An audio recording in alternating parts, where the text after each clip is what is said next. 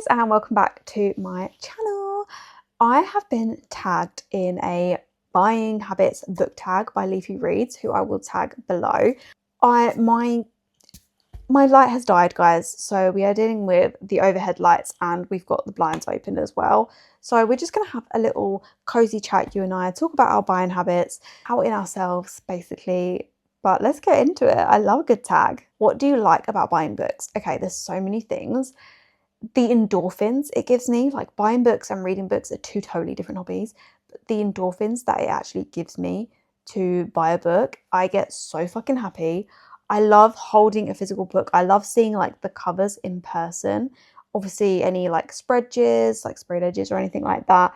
And I just like love looking at the bookshelves on I love looking at the books on my bookshelves and seeing them in their physical forms, like little trophies. Like that's just, I just love it. I don't know what it is, I just love it. How often do you buy books? Okay, way too often, I'm not gonna lie. Used to be a lot more, like I used to go out a lot more and buy them like every weekend. I would need to go to like the works or something. But now it's like only if I go out. Like if I go out and there's like a bookshop, I'll go into the bookshop and I probably will end up buying something. So, but I would say like a good few times a month at least. And obviously I do pre-orders online as well, and sometimes I order from Amazon. So way often than I should be. Bookstore or online? Bookstore, because I like looking at the books and I like feeling the books. I can see how big they are. Sometimes online you can't, sometimes like on Waterstone, sometimes like the indie books, you can't see the cover. It says like cover thing. So like I like going into store, but obviously you can't get every book in person anyway. But I just like feeling the book, touching it. I get way more happy buying a book in person than I do online. Do you have a favourite bookstore? Okay. It's obviously like between the Works and Waterstones. Like that's the main bookstores in the UK. I'm not like a big fan of WH Smith / TD Jones. But Waterstones, for like, they have a lot more variety. And I like the feel of a Waterstones more. You've got a lot more choice. It's set out a lot nicer. And it's set out obviously by author as well. The Works is a little bit more chaotic, but it is a hell of a lot cheaper. So like Waterstones, you're probably looking at between £10 and £20, I would say, a book. So for like a normal paperback, you're probably looking, most of them are like £10.99, and hardbacks you're probably looking at like £21.99, something like that. So like between that price range. Whereas the Works, like majority of their books are like £5, and it's like so cheap. And sometimes they do books, it's like 3 for £7.50. So you're getting a book for like £2.50, which is insane.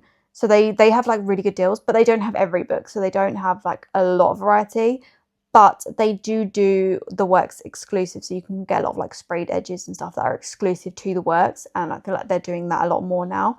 So that I really, really enjoy. So I think it depends on what mood you're in and what you're looking for. Do you pre-order? Okay, I never used to, but sometimes I do now. Like obviously I pre-order special editions. So like when like pre-orders open, but actual books I never used to, but now I have done a few times. So I pre-ordered Fury Bound when it was coming out, and there was another one I pre-ordered, I can't remember what it was. But like majority of the time I don't, but there has been occasions where I do, but for the most part, no. Then I would say, do you have a monthly budget? No, I probably should, but no, because you don't know what's going to come out. And like when like Fairy League or something just announced their special editions, like I don't know what's coming out that month, so that could be like my whole budget and I can't get any more. Like I can't do that to myself. I'm very grateful that I work full-time, so I earn my own money so that I can spend money on books if I want to.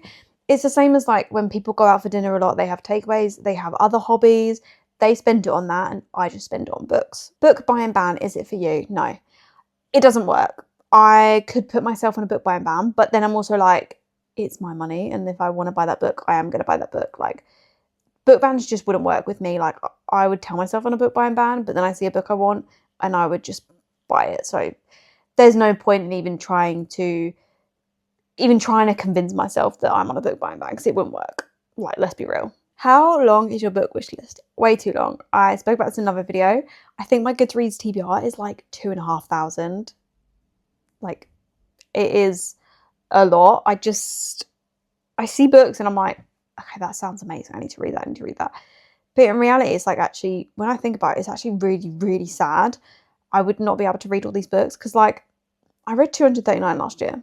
To say, even if I read 250 books a year, that's, for how my TBR is now, that's 10 years.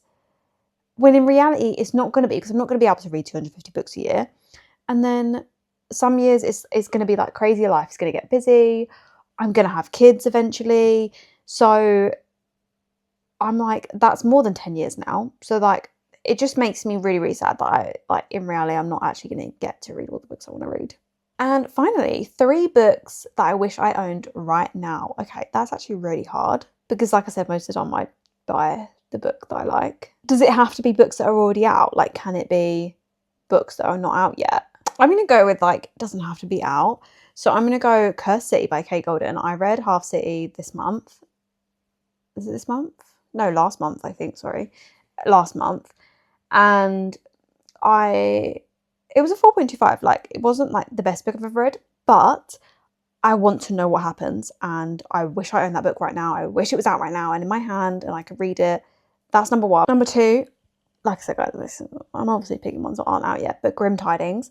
I loved Good Spirits and I just love B.K. Borison and I cannot wait. I've seen some artwork for this and I need this book yesterday.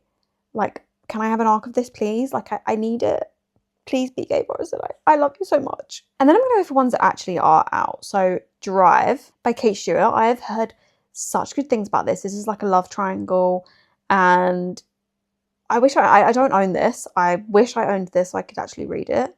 I mean, I obviously could get on like Kindle or something, but for the premise of the video, this is another one and this one is actually out. So this one I could actually own if I wanted to. But that's it for the video, guys. Thank you guys so much for watching. That is the Buying Habits tag. I'm going to tag my good friends Sophie and Gemma and hopefully they do this tag on their YouTube channel. I can't wait to see if they do. They better. Watching you girls. But thank you guys so much for watching and I'll catch you in the next one.